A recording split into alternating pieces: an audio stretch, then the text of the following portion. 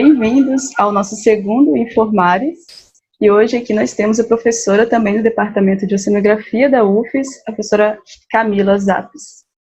Olá a todos, queria agradecer ao pessoal, às meninas do Mares. A gente agradece. Fiquei bastante feliz com o convite, né? A gente que já participou de algumas aulas suas, a gente sempre tem o termo que é o CEL, que é o Conhecimento Ecológico Local, que é bem enraizado ali nas suas aulas. E você pode falar um pouquinho mais sobre esses conceitos, as diferenças entre esses saberes tradicionais? Entender o conhecimento tradicional, o saber local, o conhecimento popular, veio das ciências humanas, principalmente. Mas as ciências ambientais, em que a oceanografia está inserida, a biodiversidade, em onde a ecologia está inserida, a própria área das ciências agronômicas também, né, dentro da agroecologia, é onde a agroecologia está inserida. Então, todas essas áreas, elas viram a importância de se trabalhar o conhecimento científico com o conhecimento tradicional, o conhecimento ecológico local, o saber popular. Então, o que é o CEL? O que é o conhecimento ecológico local?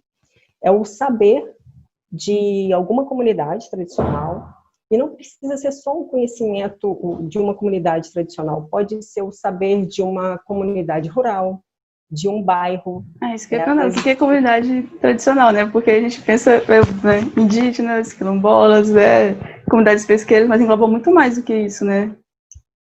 Justamente, a humanidade, ela teve que conhecer, ela tem que conhecer muito bem o ambiente que vive, tem que conhecer muito bem de meteorologia, muito bem de oceanografia. Os agricultores familiares têm que conhecer muito os solos, têm que conhecer toda a climatologia, justamente para que a gente pudesse conseguir plantar, né, desenvolver a agricultura. E a partir do momento que a gente conseguiu entender o ambiente, pelo menos o ambiente regional, a gente conseguiu, então, desenvolver. Né? Então, a humanidade ela foi desenvolvendo, conhecendo o ambiente que ela habita. Lembrando que o conhecimento ecológico local, o saber tradicional, ele é local, o próprio nome já diz. Então, o conhecimento de uma população sobre determinado assunto do ambiente é um conhecimento bastante regional. O conhecimento, ele vai sendo enriquecido a cada geração. A essência é essa, o conhecimento ecológico local é o conhecimento de uma comunidade, de uma população, de um grupo, sobre as questões ambientais onde aquele grupo reside.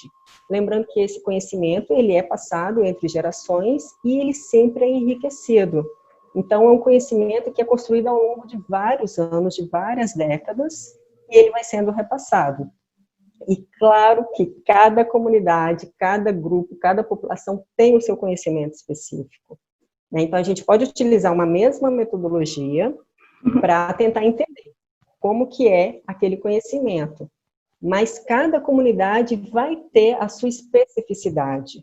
Por isso que é muito difícil, em alguns momentos, trabalhar, por exemplo, a gestão pesqueira com pescadores artesanais. Por quê? Porque cada comunidade de pesca tem a sua especificidade cultural, tem as suas datas comemorativas, tem as suas espécies-alvo específicas, né? Tem comunidades que mulheres atuam embarcadas, em outras não. Então, quando a gente vai, nós dentro da oceanografia, dentro da ecologia, quando a gente vai tentar entender um conhecimento ecológico local de algum grupo específico, a gente tem que levar isso em consideração quando a gente vai propor políticas públicas. Entendo que esse é um dos papéis do pesquisador. Então, a gente entende o problema, entende a questão, junto com o conhecimento ecológico local, e aí a gente linka o conhecimento ecológico local com o conhecimento científico, e a partir daí os dois se tornam parceiros. E nós, pesquisadores, então, sugerimos algumas propostas, elaboramos algumas propostas para políticas públicas.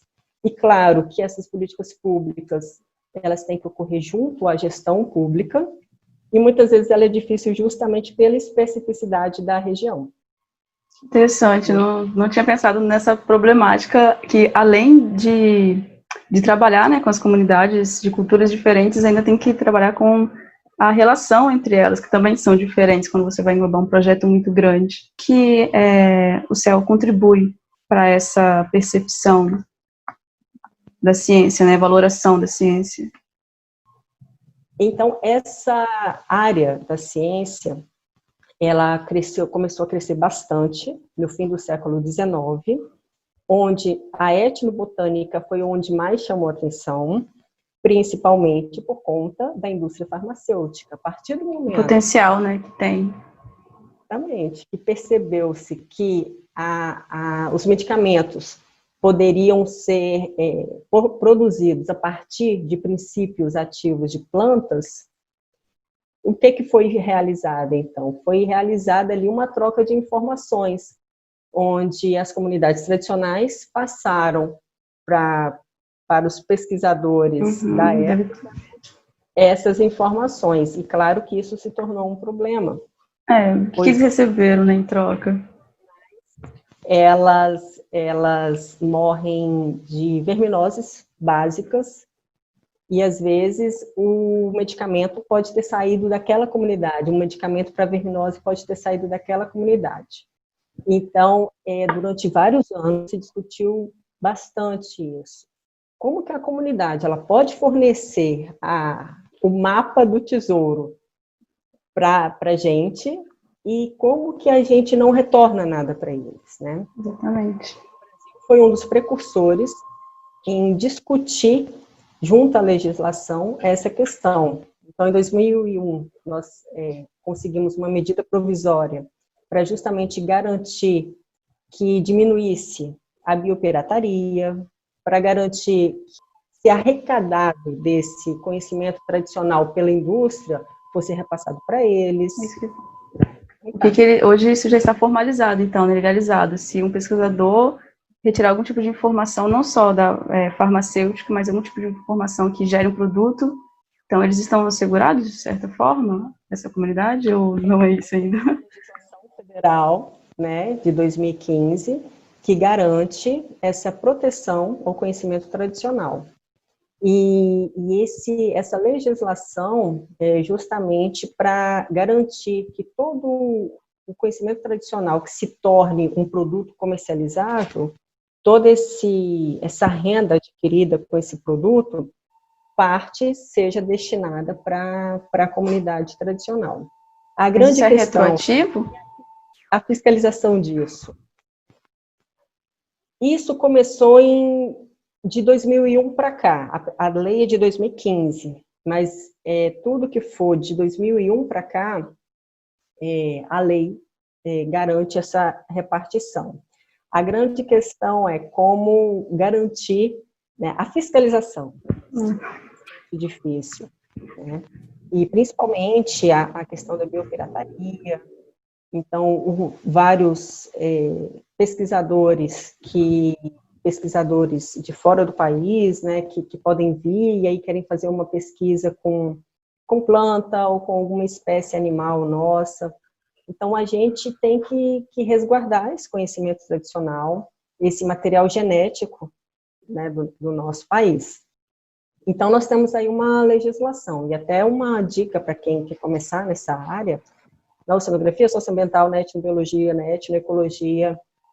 A primeira coisa que deve fazer é procurar conhecer o comitê de ética da sua instituição. E aí ver junto ao comitê de ética toda a documentação necessária, né? Qualquer trabalho que envolva conhecimento tradicional, coleta de material biológico, coleta de sedimentos e que envolva esse conhecimento tradicional tem que ser submetido a uma plataforma do comitê de ética, né?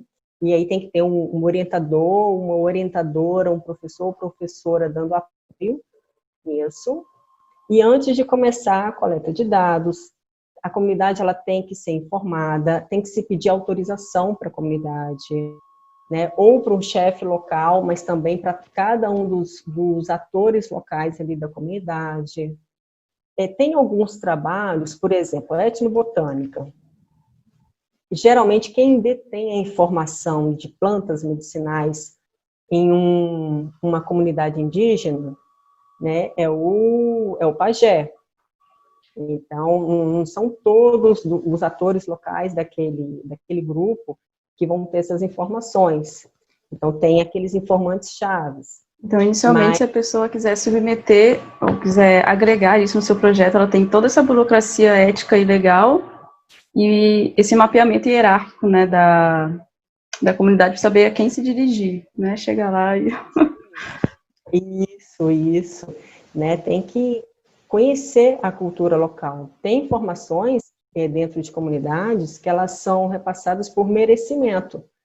Então, por exemplo, um conhecimento de etnobotânica, ele é repassado, dependendo da comunidade, se for uma comunidade indígena, né, um grupo indígena, ele é um conhecimento que é por merecimento. Então, não é assim, chega o pesquisador com uma prancheta e obtém isso. Então, são anos de pesquisa. Então, para quem quer começar nessa área, independente, se é da oceanografia, da ecologia, da biologia, ou da geografia, tem que se estudar muito bem essa questão da legislação, né, para garantir que nada vai ser feito de maneira errada, que não condiz com a legislação. O seu grupo da ecologia humana e como é que as outras ciências veem essa agregação de colocar esse tema, abordar esse tema da sociedade junto com os aspectos X lá que o pesquisador esteja efetuando. No caso do seu grupo, é a sociedade relacionada com os aspectos costeiros, né? Como é que as outras ciências veem as outras áreas, né? E como é que foi essa evolução? O nosso grupo ele é bastante interdisciplinar. Então, nós temos biólogos, nós temos geógrafos, nós temos turismólogos, nós temos designer. Então, assim, é bastante diverso. Por quê?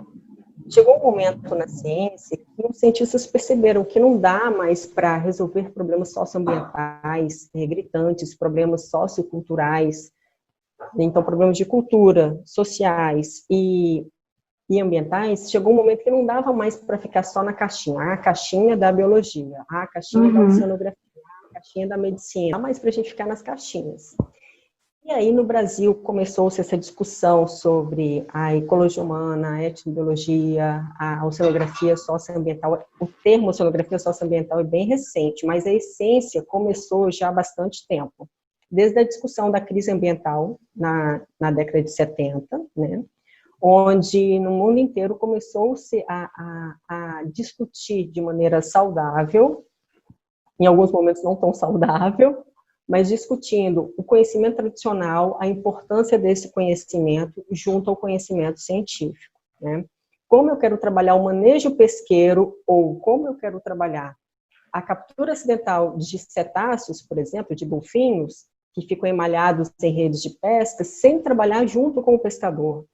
O pesquisador, o cientista, ele passa pouco tempo no campo, ele fica muito mais no laboratório, né, muito mais ministrando aula, e aí ele passa pouco tempo no campo, porque ele tem que dividir o tempo dele. E quem fica mais tempo no campo? É o ator local, é o pesquisador, é o agricultor familiar, né, é o indígena, é o quilombola. É até ilógico querer resolver esses conflitos socioambientais sem inserir os atores sociais. Como é que você vai resolver? Você pode até propor umas coisas miraculosas lá, mas não vai para frente, né? Não vai para frente. Então, assim, desde quando eu comecei, até hoje eu tenho visto que cada vez é mais crescente, né? Nós temos muito mais editais de financiamento de pesquisa voltados para um incentivo à ecologia humana, à oceanografia socioambiental. Em 2018, por exemplo, a Semana Nacional de Oceanografia, que foi em Rio Grande, foi uma temática toda voltada para a oceanografia socioambiental. Antes também já tínhamos essa discussão, só que a discussão está mais intensa. Então está aumentando os incentivos para inserir esse tema, né, nas suas pesquisas. E até mesmo a própria grade curricular de alguns cursos já estão colocando essas disciplinas como disciplinas obrigatórias. Nós temos programas de pós-graduação voltados para a ecologia humana. Nós temos revistas científicas voltadas para a ecologia humana. E é interessante, porque quando a gente pensa em ecologia humana, o que é, né? O objeto base é a espécie humana e o conhecimento tradicional. É muito amplo. Interage com tudo, o humano interage com tudo, abarca tudo. Retorno ao que nós sempre fomos, né? É o retorno ao olhar, ao observar o ambiente, o conhecimento empírico, é o conhecimento da prática. O conhecimento da prática permite que a gente linke com o conhecimento técnico. E quando a gente consegue linkar o conhecimento científico com o conhecimento tradicional, a gente desenvolve e acelera o processo para a conservação. Então, eu acelero o processo para a conservação de espécies de golfinho quando eu trabalho junto a comunidades pesqueiras. Eu acelero processos de manejo tradicional e até economizo dinheiro público investido na gestão do manejo pesqueiro quando eu trabalho junto com a comunidade. Né? A mesma coisa, enriquecer o solo. Né, rotatividade dos solos, isso é uma coisa super antiga, que a humanidade sempre fez, que hoje nós temos também o conhecimento científico para colocar mais elementos no solo, junto com o conhecimento tradicional. Então, assim, a pesquisa voltada para isso, ela está aumentando, os editais, eles estão aumentando, os editais de financiamento, eles estão aumentando também, e o preconceito da ciência em se trabalhar a ecologia humana também está diminuindo. Bom, temos ainda só tem a ganhar com essa troca, né? Tanto a comunidade, principalmente os pesquisadores. Justamente. A gente só tem a ganhar com toda essa troca de informações. A ciência está engateando, ela está engateando, mas está sendo rápido esse processo, né? Não está sendo tão lento. E a gente gostaria que fosse mais rápido, obviamente, mas o bom é que a ciência e até a sociedade já percebeu que não dá para a gente ficar em caixinhas para resolver problemas.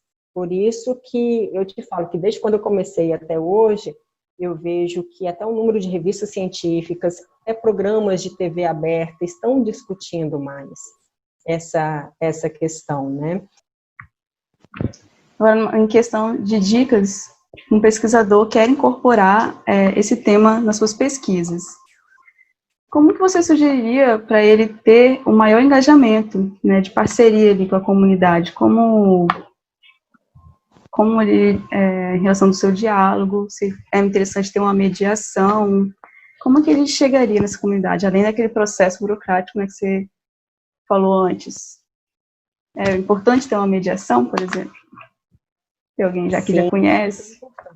Mas a primeira dica, eu acho que o primeiro passo que um futuro pesquisador, um aluno que esteja iniciando agora, que tenha vontade de atuar nessa área, tem que se fazer enquanto pergunta eu gosto de conversar com as pessoas, eu gosto de saber como é a cultura do outro, fazer perguntas. Tem que ser um comunicador, tem que ser um comunicador que entende que ele não é a opinião dele que vale ali, né? Não são, porque nós já somos criados com pré-conceitos, né? A gente Exato. já vai... Você não vai lá pegar a informação, você acha que você está indo lá levar a informação. Então, esse que é o problema, né? Quando a gente vai trabalhar com ecologia humana, com oceanografia socioambiental, a primeira coisa é entender isso. Eu tenho que deixar os meus conceitos do lado de fora do meu campo, né? Enquanto eu estiver conversando com o ator local, eu tenho que entender a fala dele. Então, é sempre o porquê. Ele fala uma situação e aí eu me questiono, por quê? Sempre, mesmo que pareça uma coisa óbvia. Por que daquilo? Por que ele pensa daquele jeito? Por que ela pensa daquele jeito? Né? E nunca chegar chegando. Sim, até porque sempre tem um porquê, né? Uma motivação daquela pessoa agir daquela forma. Então, é importante realmente tira o preconceito e só escuta. Isso aí. Então, é saber que é o seguinte, aquela pessoa tem uma história, aquele ator local, aquela atriz local, ele tem uma história. E se é uma história que a gente não concorda, se são opiniões que a gente não concorda, nós, enquanto pesquisadores, não cabe a gente expor isso ali. A gente está ali para entender a cultura dele, para entender se existe um conflito da comunidade, de portos com a comunidade, de um mega empreendimento com a comunidade, né? Não ficar julgando, mas entender. A partir do momento que a gente entende aquilo, a gente cruza com informações científicas, e isso nós aqui na área das ciências ambientais, da biodiversidade, a gente cruza essas informações e aí, então a gente tenta propor ações. Só que é muito importante que a gente pergunte ao ator local o que é que você sugere para essa questão. Se ele entender que existe um conflito ali, o que é que ele sugere? Para que a gente não chegue com um manejo top-down. Uhum. A gente faz muito isso, né? Eu diria que é o convencional, né? Fazer esse tipo de manejo aí. Cima para baixo. Isso aí. A gente importa ideias de outros lugares, de zonas temperadas, e queremos aplicar em zonas, na nossa área, que é uma área tropical. E sem entender essa diversidade cultural, porque uma coisa que nós pesquisadores, infelizmente, nós fomos criados é para pensar o seguinte, não só pesquisadores, mas a sociedade ocidental hoje, ela é criada para pensar o seguinte, homem é uma coisa, natureza é outra. Não existe isso. Homem e natureza, nós somos natureza, nós fazemos parte da natureza. Tanto que, se nós criamos casa, ar-condicionado, ventilador, tudo isso é porque a gente entendeu que existem condições do ambiente e a gente, observando o ambiente, então, decidiu criar a nossa toca dessa maneira, né? O nosso alimento, para não ter que passar aperto não tendo alimento, a gente desenvolveu a agricultura. Sim. Então, a gente tem que lembrar sempre disso, nós somos natureza e tudo que a gente faz, tudo interfere de maneira positiva ou negativa na natureza. Então, o aluno quer começar a trabalhar com ecologia humana, com etnobiologia, com oceanografia socioambiental, primeira coisa, eu, enquanto estudante, enquanto pessoa, eu gosto de conversar, eu gosto de saber da cultura do outro, ou não, eu tenho uma dificuldade de entender, então é melhor nem começar. Entendeu isso? Aí parte para conversar com algum professor que tenha essa pegada da ecologia humana. Entender a legislação junto ao comitê de ética da universidade e, com isso, criar um projeto. E a partir do momento que definiu-se qual grupo que eu vou estudar, procurar o líder local daquele grupo. É sempre também respeitar a comunidade nesse aspecto, né? A população nesse aspecto. Procura primeiro o chefe. E aí, procurando o chefe ele vai dar aquele direcionamento, vai te apresentar para outras pessoas da comunidade, né? E o trabalho vai desenvolver. E trabalhar com pessoas, com populações, com comunidades, é muito bom, muito bom. Atualmente, conduzir esse tipo de pesquisas, tem que ir lá na comunidade, ou você não mandar e-mail, não sei como é que funcionaria, né? Ligar, tem que estar pessoalmente, né? Isso, nos nossos trabalhos, que são trabalhos que às vezes a gente discute temas muito delicados, temas socioambientais muito delicados, por exemplo, desastres de grandes indústrias sobre o Rio Doce, impactos de mega empreendimentos portuários sobre comunidades litorâneas, né? São temas em que sim, a gente precisa ir em loco e conversar com essas pessoas e ver realmente, né, o que é que está acontecendo ali. Tem várias pesquisas que são realizadas por meio de questionários online, mas eu não gosto, porque o tema que eu trabalho... Já é difícil estar pessoalmente ali, né? Imagina remoto. A gente existe dentro da etnografia, que é o método que a gente utiliza, que a etnografia, nós importamos ela das ciências humanas, é o olhar acima dos ombros. O corpo fala. Então, a pessoa pode estar falando uma coisa, a boca dela, a voz dela pode estar falando uma situação, mas o olhar dela, o corpo dela pode estar demonstrando... É importante o pesquisador, além de anotar a fala, está anotando também o comportamento, né? Isso. As entrelinhas. ombros, isso, as entrelinhas, é muito importante. E isso a gente só consegue no campo, né? E aí no campo para entender mesmo a realidade, o que está acontecendo ali. Então, os trabalhos que nós atuamos dessa maneira, mas tem outros grupos de pesquisa que utilizam, né, que podem trabalhar à distância mais longe. Quem entra para o grupo de pesquisa, por exemplo, de vocês? Tem algum tipo de treinamento? Vocês fazem algum tipo de treinamento para a pessoa saber lidar, né? Saber levar a entrevista, o trabalho com as comunidades? Eu acho que é muito importante isso. Dentro da etnografia, que é o grande método, né, nós temos várias técnicas e submétodos, vamos chamar assim, para o pessoal entender melhor. Então, por exemplo, tem o diário de campo. O que é o diário de campo? É uma caderneta onde o pesquisador está vendo ali aquela situação, a rotina da comunidade, e ele faz as suas anotações. Tem a entrevista. A entrevista pode ter um questionário com uma prancheta mesmo, ou pode ser uma entrevista como a gente está fazendo aqui, só um bate-papo, e aí depois o pesquisador anota tudo, né, do que ele estiver lembrando. Então, tem vários submétodos, vamos chamar assim, várias técnicas. No nosso grupo tem vários outros grupos de pesquisa, sim, existe um treinamento, né? Então, quando o aluno ou a aluna procura gente que tem interesse em atuar na área, primeiro eu faço aquela perguntinha básica, mas você gosta de conversar, você gosta de interagir, você quer saber da cultura do outro?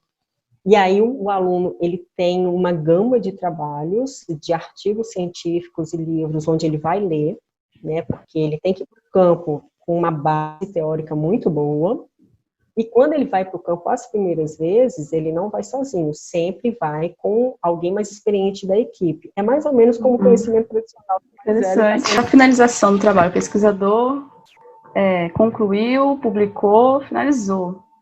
Normalmente, essas comunidades, elas pedem um feedback. Como é que é essa finalização com a comunidade? Né? Vocês voltam lá e explicam alguma coisa? Eles pedem nós isso? Voltamos, e aí nós entregamos, tem vários tipos de produtos que podem ser entregues, né? E aí, como que pode ser feito esse retorno para a comunidade? Se for uma comunidade, por exemplo, que tem crianças, que tem escola, dá para se fazer aquelas cartilhas tipo gibi. No nosso site, ecologiahumana.info, nós temos algumas abas lá, onde a gente deixa essas cartilhas, onde a gente já atuou em algumas comunidades, né? E tem gibis, tem livros também, e tem locais que gostam de fazer mapas mentais. Então, o que são os mapas mentais? Aquela explosão de ideias da comunidade sobre algum tema específico, onde todos ali opinam em cima de uma única folha de papel, e a gente vai organizando aquilo, e eles mesmos, depois, eles veem, isso aqui que é o nosso conhecimento. Então, primeiro, a gente entende o conhecimento deles. Aí a gente linka com o nosso conhecimento. Mas linkar não é para comparar, para dizer que um é melhor que o outro. Não, é para ver aonde que um complementa o outro. Aquelas informações todas foram unidas ali e podem ser utilizadas para a gestão pública, para resolver algum problema, beleza.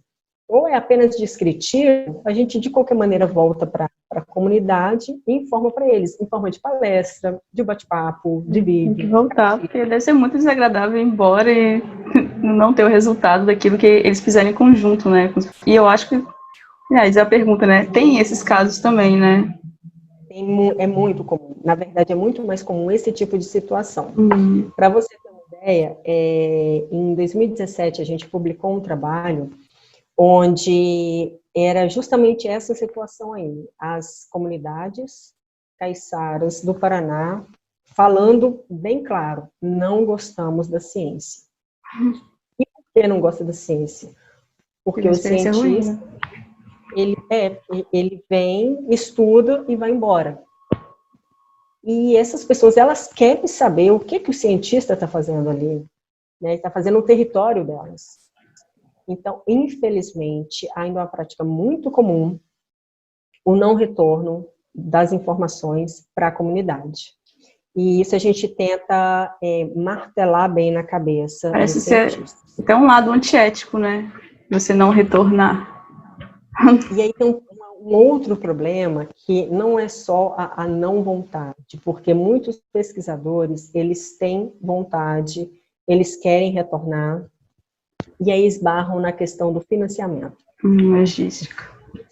Editais de pesquisa, né, que bancam, que sustentam financeiramente a pesquisa, não contempla parte da verba para Exatamente, aí ele vai fazer a pesquisa e vai em dezenas de comunidades ao longo da costa do Brasil, e depois tem que voltar nessas dezenas de comunidades, realmente. A questão logística é bem... É bastante difícil isso, é bastante difícil. Por isso que é tão importante as colaborações com ONGs, com outros institutos de pesquisa, né? No nosso, veja, o trabalho árduo que é ser cientista no nosso país.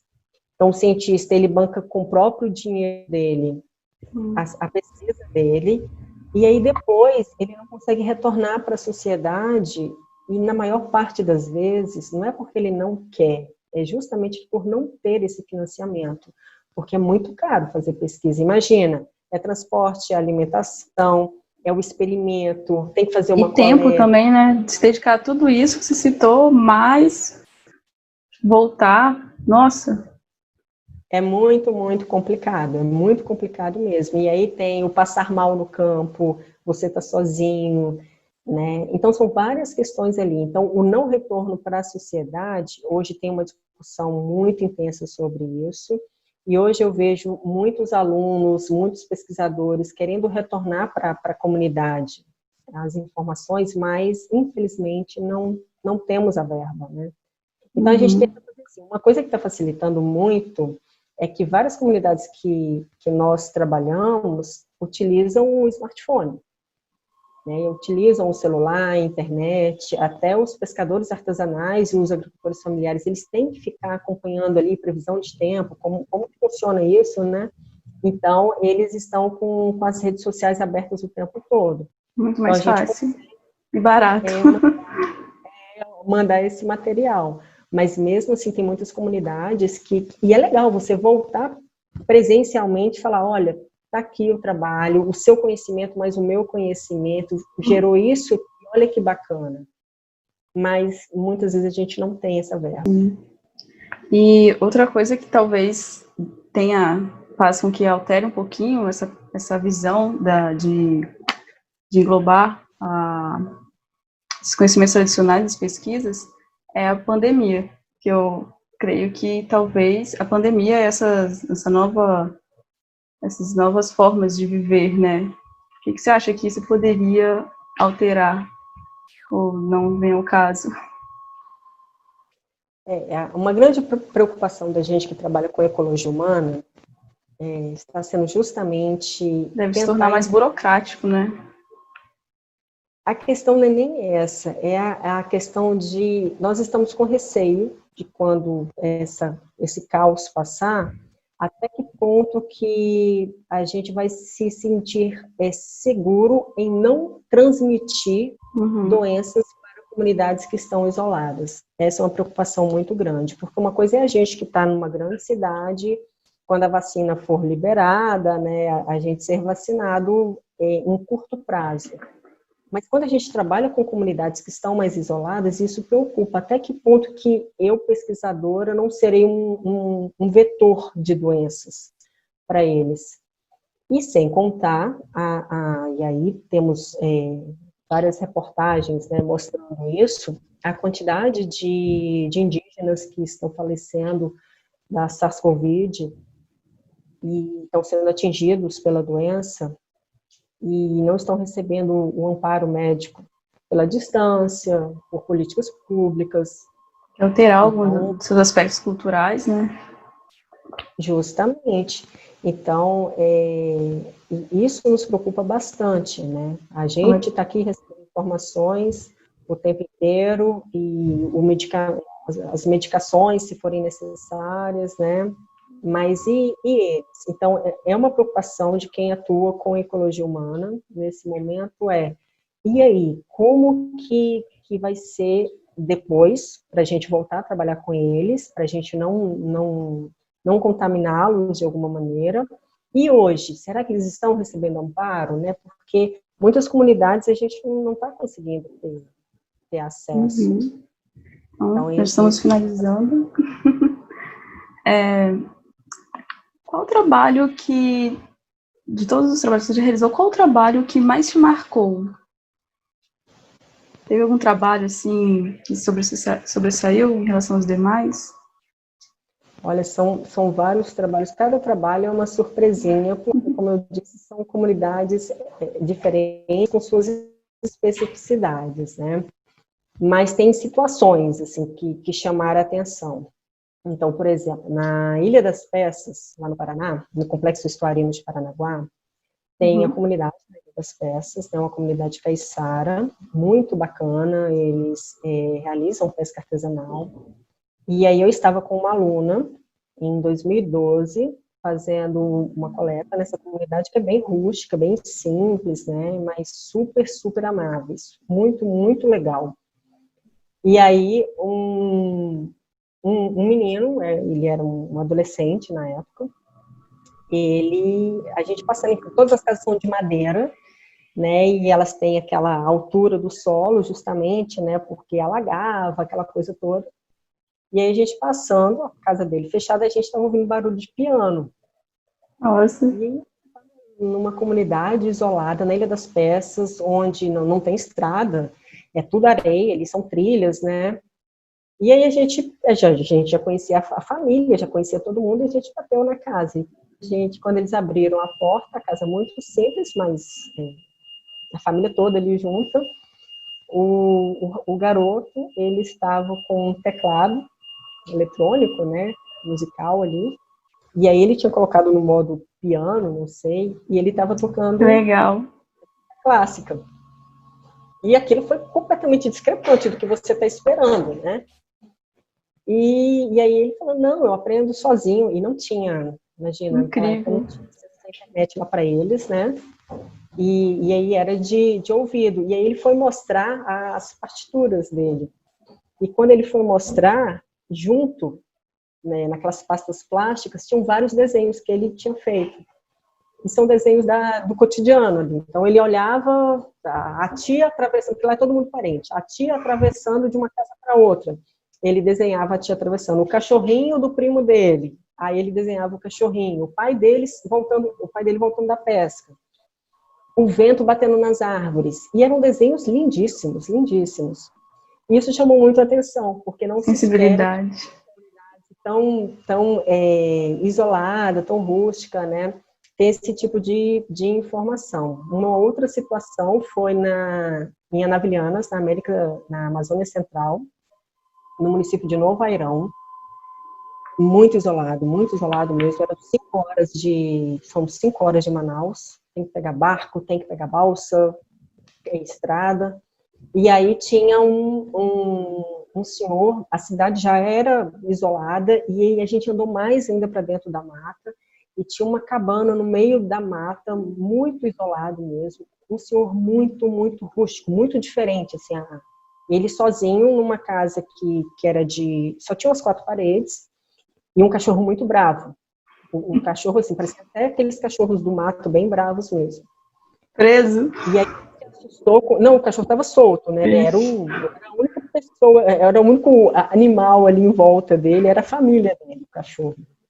Mas o que me deixou mais admirada foi porque a gente estava nesse lugar muito isolado, no meio da Amazônia Central, bem longe, e quando a gente chegou lá, o senhor falava português, onde a gente entendia o português fluentemente, e aí a gente para e pensa, nossa, o nosso país é gigante, uma extensão continental, e onde a gente vai, a gente consegue falar o mesmo idioma. Né? São poucos países no mundo, são muito poucos países do mundo que conseguem isso. E o comportamento dele, a cultura dele completamente diferente da nossa, mas o idioma era o mesmo.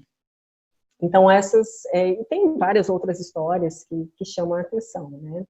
Então é bastante foram. Que a cada projeto você aprende, conhece lugares novos, com culturas diferentes da sua, aprende realidades diferentes, realidades muitas vezes doloridas, né, dolorosas, com histórias muito tristes, mas é bom para a gente, enquanto pesquisador, a gente precisa sair dos nossos muros.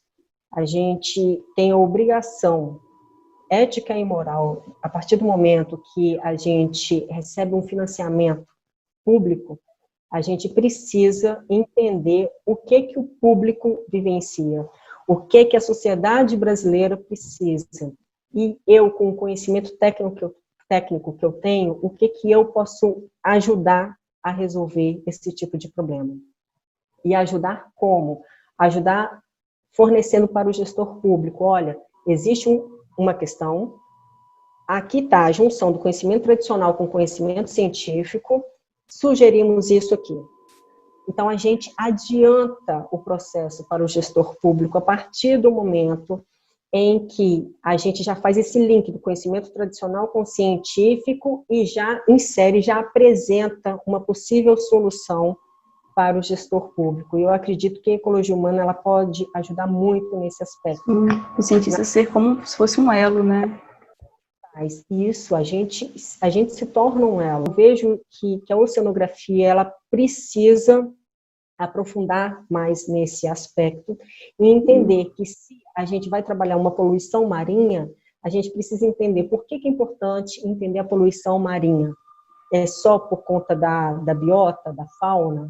Não, porque existem pessoas ali, naquele ambiente marinho, né? Então, e são pessoas que pagam impostos. E desses impostos, isso vai para a pesquisa. Então, eu acredito que a ecologia humana, a oceanografia socioambiental pode contribuir muito nessa questão. Tomara que nasça esse sentimento em muitos outros pesquisadores, porque é uma coisa interessante a se falar que de onde vai nascer essa vontade do pesquisador ter essa integração, né, ter com a comunidade. Por isso que é importante ter disciplinas na graduação, ter vivências, ter os projetos de extensão que façam com que eles tenham isso e tenham essa vontade de dar continuidade. A última pergunta, aliás, a última comentário seria qual a sua mensagem que você gostaria de comentar como uma mensagem final em relação a isso, de forma breve e livre. Eu gostaria assim, de dizer para quem não é da academia, que não é cientista, né, que é da sociedade em geral, nós pesquisadores, a gente se dedica muito para tentar resolver problemas da sociedade, na área das ciências humanas, das ciências ambientais, das agronômicas, das exatas, e a gente se dedica não só para que a gente, não só porque a gente tem curiosidade, mas porque a gente sim tem interesse em ajudar a resolver vários problemas da sociedade. E o trabalho de um cientista no nosso país ele é muito árduo, porque nós cientistas nós temos que pagar do nosso próprio bolso pela ciência. E nada garante que no fim da formação ainda teremos emprego.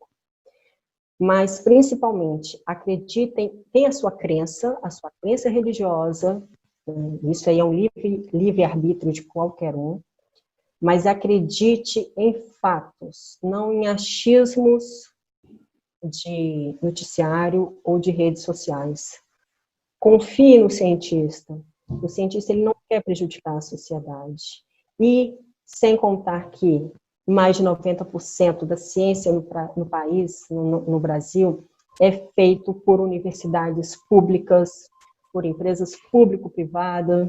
Então, principalmente, a ciência no país, o smartphone, os alimentos, o trânsito, o carro, o combustível, os medicamentos, eles vêm principalmente da ciência pública do país. Ele vem das universidades públicas. A universidade pública é um lugar onde se capacita o cidadão e ela é aberta a todos. Então, conheça a universidade pública, conheça os cientistas. E queria dizer para os pesquisadores, saiam dos muros da universidade, vamos fazer mais extensão, vamos prestar atenção nos problemas socioambientais e culturais e tentar incorporá-los em nosso dia a dia na pesquisa. Lembrando sempre que o financiamento ele é público, principalmente público no nosso país. Então, vamos garantir que nós possamos apresentar à sociedade o que nós fazemos. Nós devemos isso à sociedade. Muito bom. Muito obrigada, Camila. Esse foi o segundo Informares. Muito obrigada pela sua participação. A gente está muito feliz. A gente já, não só pelo tema do seu trabalho, mas também por ser uma pesquisadora mulher, de inspiração para a gente. Isso é muito importante também. Muito obrigada. Poxa, Letícia, eu que agradeço. Fiquei muito feliz com a primeira proposta de vocês, né, de fazerem essas entrevistas. É bem bacana isso, tentar mostrar para a sociedade, né, o lado humano do pesquisador, do cientista. E vocês terem convidado, eu gosto muito do trabalho de vocês, né, a gente tem um tempinho, e eu fico bastante admirada, porque é bom deixar claro que vocês não recebem para isso, vocês fazem mesmo de voluntariado, e a gente sabe o tempo que isso, e a exposição que isso leva, e é um grupo de mulheres que está muito engajado, então eu dou os parabéns, porque são poucos grupos que estão preocupados em inovar, e vocês estão fazendo isso. Eu agradeço muito o convite e coloco o grupo de Ecologia Humana à disposição para futuras parcerias. Com certeza. Obrigadão. E é isso.